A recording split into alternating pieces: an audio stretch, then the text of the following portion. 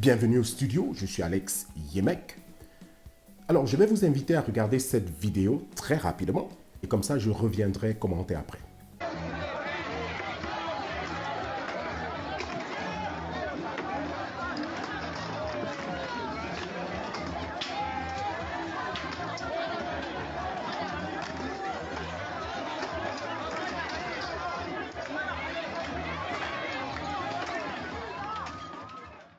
Alors, qu'est-ce que nous voyons dans cette vidéo? Il se pourrait-il que c'est un mariage traditionnel, c'est-à-dire qu'en Afrique, on fait la dot, donc ça doit être une cérémonie de dot, et il paraît que dans cette cérémonie de dot, la famille qui donne sa fille a demandé environ 15 millions de francs CFA comme dot. Et donc, les négociations ne se sont pas très bien faites, et ça a donc le résultat que vous voyez sur la télévision là, où les deux familles sont en train de se bagarrer, se jeter les chaises et tout. Ça veut dire quoi? Ça veut dire que la famille qui donne sa fille pour 15 millions n'ont pas reçu ou alors ne vont pas recevoir les 15 millions qu'ils ont demandé.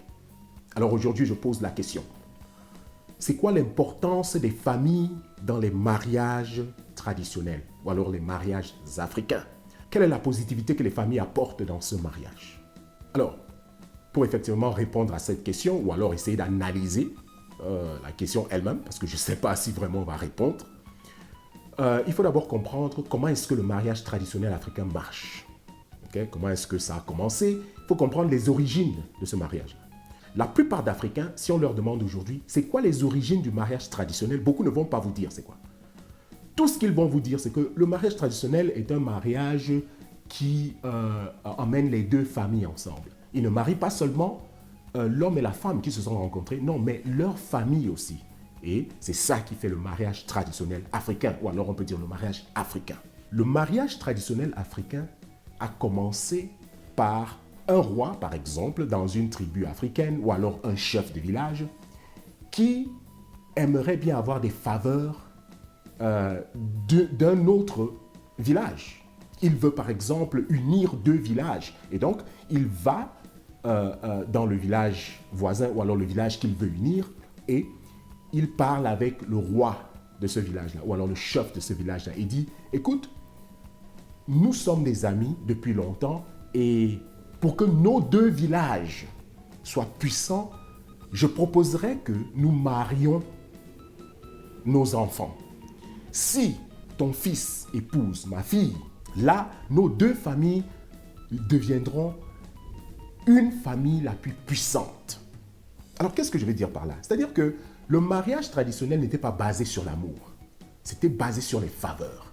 Un homme riche qui veut, par exemple, des faveurs d'un chef de village va pour épouser sa fille ou alors donne son enfant en mariage à ce chef-là et le chef en retour va soit recevoir de l'argent, soit recevoir des terres, ou alors, je ne sais pas, un support. C'était comme ça les mariages. Voilà pourquoi les mariages africains, on prenait la femme sans même connaître l'homme. Et on l'amenait chez l'homme. Il n'y avait pas d'amour. La femme ne pouvait pas dire que je n'ai jamais vu cet homme, je ne suis pas amoureux de lui. Non, il n'y avait pas ça. Il y avait des raisons particulières. Parfois, elle-même, qu'on est en train de marier, ne connaissait pas ça. Mais la plupart du temps aussi, il n'y avait pas de problème à leur dire ça. On te disait simplement que tu dois aller épouser le fils de cet homme parce que ça va avantager la famille. Ou alors, tu dois aller épouser ce vieux riche. Pourquoi? Parce que ça va apporter beaucoup de bénéfices à la famille.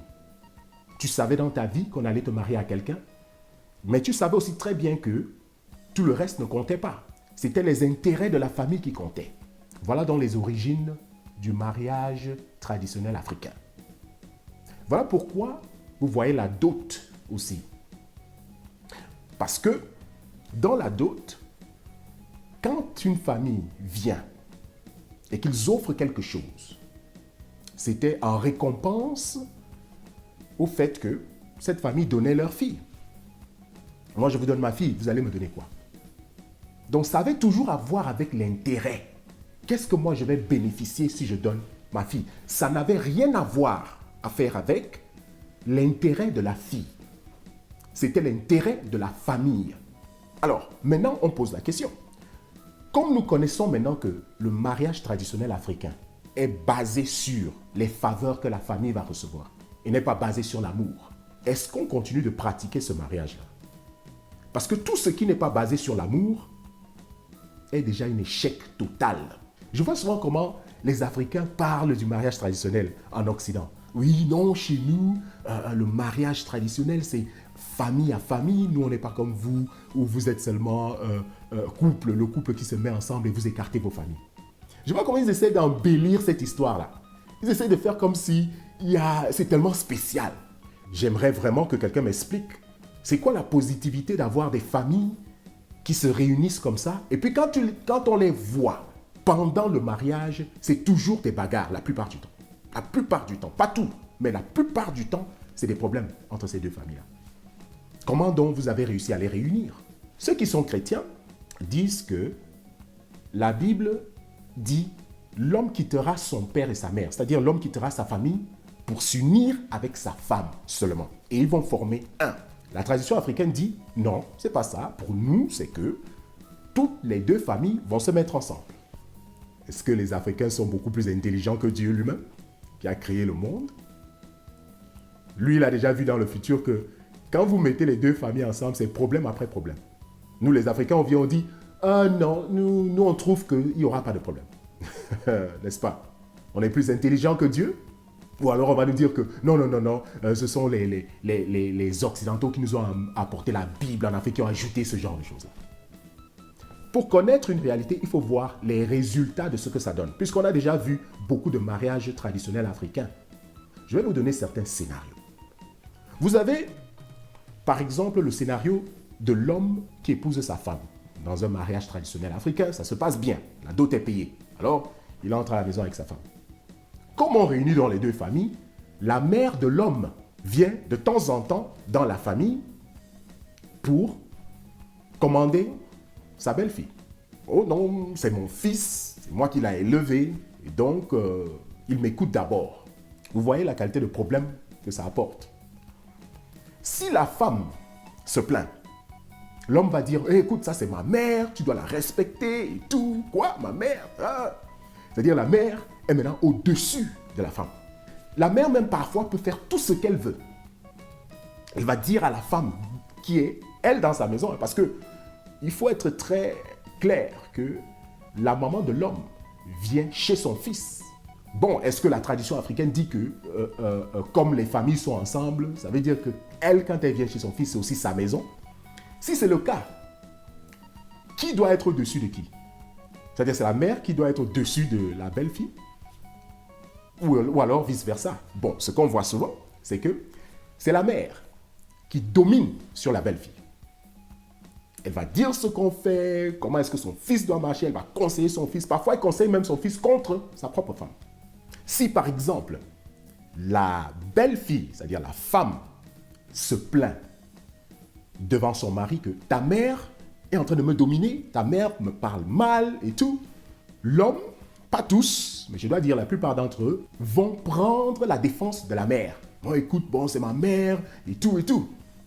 Alors moi, je pose souvent la question. Si c'est ta mère et que c'est elle qui est numéro un dans ta vie, devant ta femme, pourquoi tu n'as pas épousé ta mère? Oui, il fallait l'épouser. Parfois, il y en a même qui arrivent jusqu'à porter la main sur leur femme à cause de leur mère. Ils le font même parfois devant leurs enfants. Tu vois un homme qui tape sa femme devant ses enfants à cause de sa mère. Et les enfants voient ça tous les jours. Ils sont traumatisés. La femme est maltraitée à cause de la famille de l'homme. Et je ne dis pas tous les hommes, je dis, mais la plupart défendent souvent leur mère. Vous portez main sur votre femme en oubliant que cette même femme-là est aussi la mère de votre enfant. Et donc, votre fils grandit tous les jours en voyant comment vous portez la main sur sa mère. Un jour arrive, vous voulez porter encore la main sur sa mère. C'est lui qui arrête votre main parce qu'il est maintenant grand. Il est maintenant costaud. Il arrête votre main et il dit, papa va t'asseoir. Ou alors, n'essaye plus jamais ça. Si ça vous arrive, c'est que vous êtes un échec totale à la civilisation des hommes. Certains d'entre nous ne comprennent pas quelque chose. C'est que la vie est un cycle. Tu es petit, tu grandis et puis tu redeviens petit. Donc, la manière dont tu te comportes, tu vas payer pour ça. Positif ou négatif. Ah oui. Si vous arrivez au niveau où votre enfant, qui vous a observé toute la vie, maltraitait sa mère, et c'est lui qui vous dit « c'est fini », vous devez avoir pitié de vous-même. Parce que non seulement vous avez transformé cet enfant en quelque chose que lui-même va sûrement à pratiquer sur les femmes des autres ou alors les enfants des autres, les filles des autres, mais aussi vous avez été une humiliation pour vous-même. Et donc votre enfant vous dit ça, allez, papa va t'asseoir. Vous regardez l'enfant, que vous appelez même junior, parce que vous voulez qu'il soit comme vous. Vous le regardez. Et donc, 1000 questions sont en train de passer dans votre tête. Qu'est-ce que je fais à cet enfant? Tu veux porter la main, il arrête encore la main.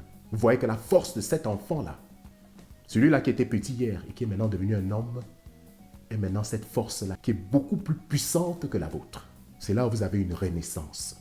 Sa grand-mère même, c'est-à-dire la femme que vous êtes en train de défendre depuis qui est votre mère, elle est placée là, elle regarde cette situation-là, elle-même, et essaye de dire, mon fils, lui, il lui répond, il dit, écoute, grand-mère, je vous ai observé toute ma vie, maltraiter ma mère.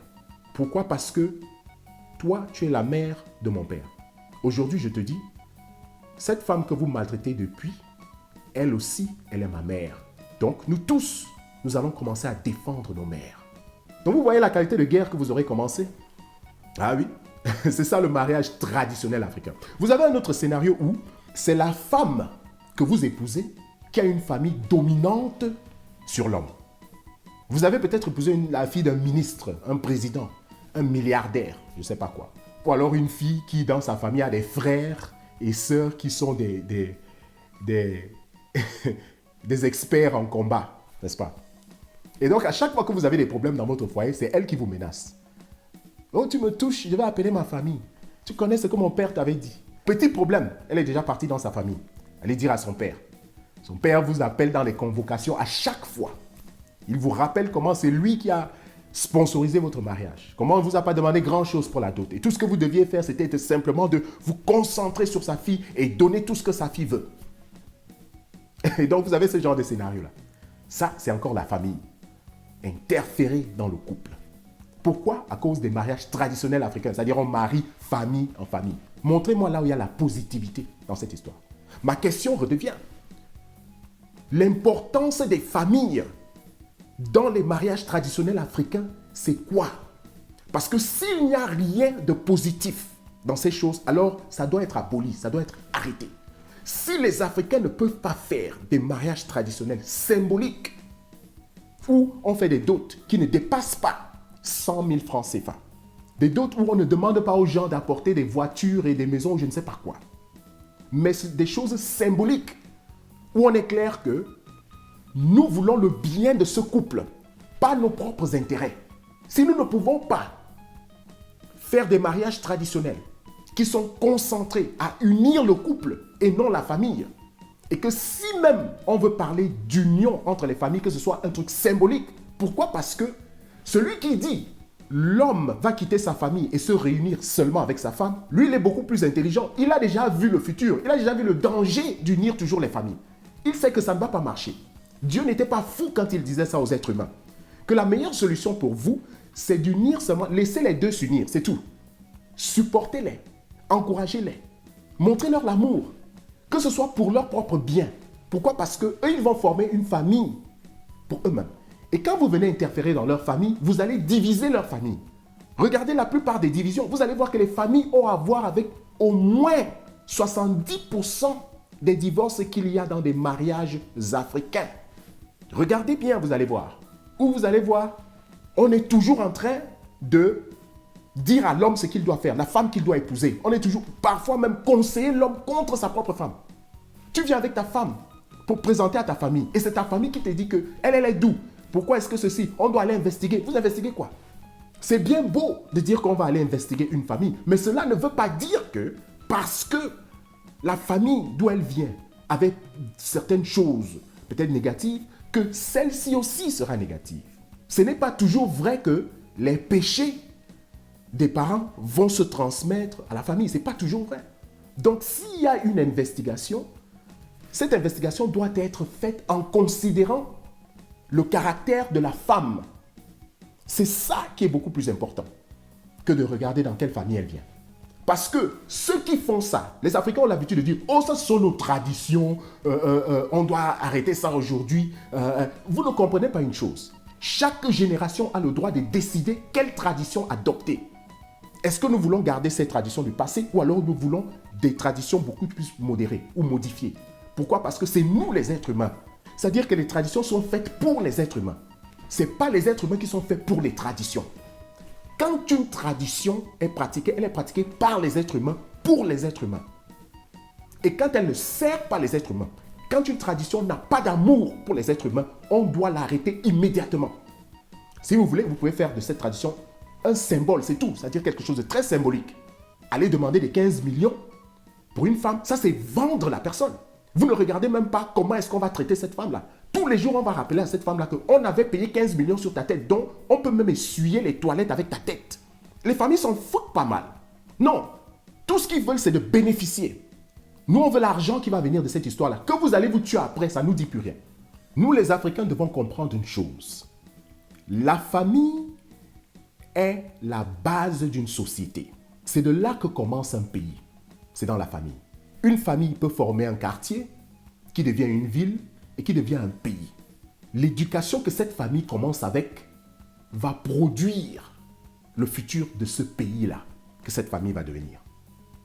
Quand on se plaint en Afrique que nous avons des gouvernements qui ne servent pas les Africains, la question qu'on doit se poser, c'est que qui est la cause? Ce sont les familles. Ce sont les familles qui ont produit ce genre de gouvernement-là. Parce que ces gens-là ont été élevés dans la société. Quand on dit « Oh non, les Occidentaux viennent et c'est eux qui achètent ces gens-là », oui, bien sûr, mais celui qui se laisse acheter a été éduqué comment? Il a été éduqué où? Ces gens-là n'ont pas grandi en Occident, ils grandissent en Afrique.